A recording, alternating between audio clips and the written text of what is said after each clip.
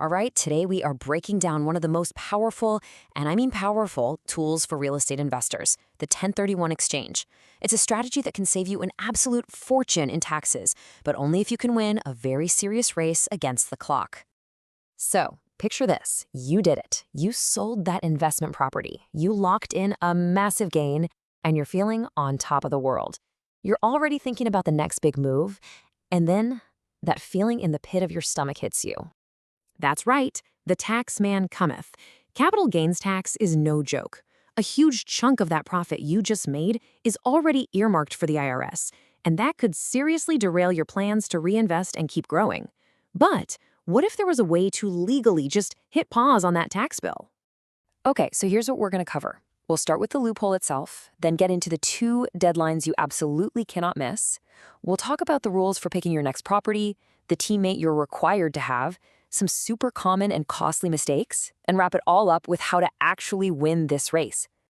First things first, let's talk about the solution to that giant tax problem. It's tucked away in a small but mighty section of the good old tax code. And here it is, the 1031 exchange. Simply put, it lets you take all the money from the property you just sold and roll it directly into a new one, as long as it's a like-kind property, which basically just means another property you'll use for business or investment. The magic here is that you get to defer paying those capital gains taxes, which means every single dollar of your profit can go to work for you in the next deal. It's a game changer. But, and this is a huge but, there's a catch. To make this work, you have to play by the IRS's very, very strict rules. This is where the clock starts ticking, and the race officially begins. And when I say strict, I mean it. This quote nails it. These are not suggestions. They are hard, unforgiving deadlines. If you miss one by even a minute, your entire exchange is busted. And that tax bill you were trying to avoid, it comes due immediately. Now look closely at this timeline, especially that little note at the bottom.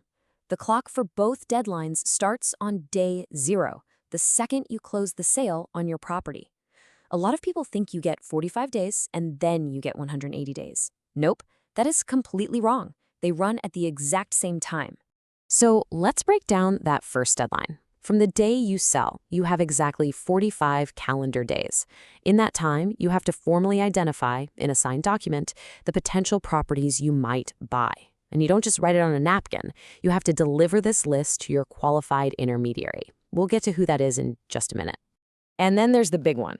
You have a grand total of 180 calendar days, again, starting from that same day 0, to actually complete the purchase of one of the properties you identified. By day 180, you have to be holding the keys to your new investment. The whole shebang has to be done. So you've only got 45 days to find and list potential properties. How in the world do you do that? Well, the IRS gives you a few ways to play it, each with its own set of rules. The 2 most popular options are the 3-property rule and the 200% rule. The 3-property rule is super straightforward. You can name up to 3 potential properties, and it doesn't matter how much they cost. It's perfect if you have a few specific targets. But what if you're in a hot market and need more options? That's where the 200% rule comes in. It lets you identify as many properties as you want, as long as their total combined value isn't more than double the price you sold your old property for. There's this, the high-stakes, expert-level option, the 95% rule. This one lets you throw the other limits out the window, but, man, it has a serious catch. You have to end up buying at least 95% of the total value of everything you put on your list. If you don't, the whole exchange fails. It's a high-risk, high-reward play for sure. Now, let's be crystal clear about something. You cannot do any of this by yourself. The IRS absolutely requires you to bring in a very specific kind of professional to make sure this whole thing is done by the book. This quote calls them the linchpin, and honestly, that's the perfect word for it. This person is the gatekeeper. They're the one thing standing between your sale money and your personal bank account, and keeping those 2 separate is the absolute #1 golden rule of a 1031 exchange. Meet your qualified intermediary, or QI. Their most critical job is to hold your cash. See, the IRS says you cannot have actual or constructive receipt of the money from your sale. What does that mean? It means if that money so much as sniffs your bank account, even for a second, the exchange is dead. The QI is that neutral party who holds your funds in escrow, handles all the crazy paperwork, and keeps your exchange safe and compliant. So choosing the right QI is a huge deal. You don't just Google it and pick the first one. You want to see experience. We're talking years, hundreds of transactions. You need to verify their financial security. Ask them, are you bonded? Are you insured? You're handing them all your money. Check their reputation, get references, and look for professional credentials. This is absolutely not the place to try and save a few bucks. All right, so you've got a great QI on your team. You'd think you're in the clear, right? Well, there are still a few traps that can completely derail your exchange. Let's look at one of the sneakiest ones. It's a weird little timing issue. It has nothing to do with your 45-day deadline, but it can shop your 180-day window down without you even realizing it. Okay, you gotta see this. Let's say you sell your property late in the year, like December 20th. Your 180-day clock says your exchange should be done by mid-June. But wait, your tax return for that year is due on April 15th. Here's the trap.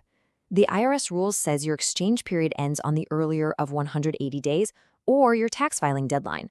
So in this case, April 15th comes first and your 180 days just got slashed down to only 116.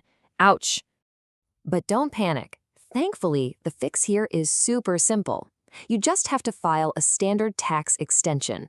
That pushes your tax deadline back by 6 months, and just like that, you get your full 180-day exchange period back.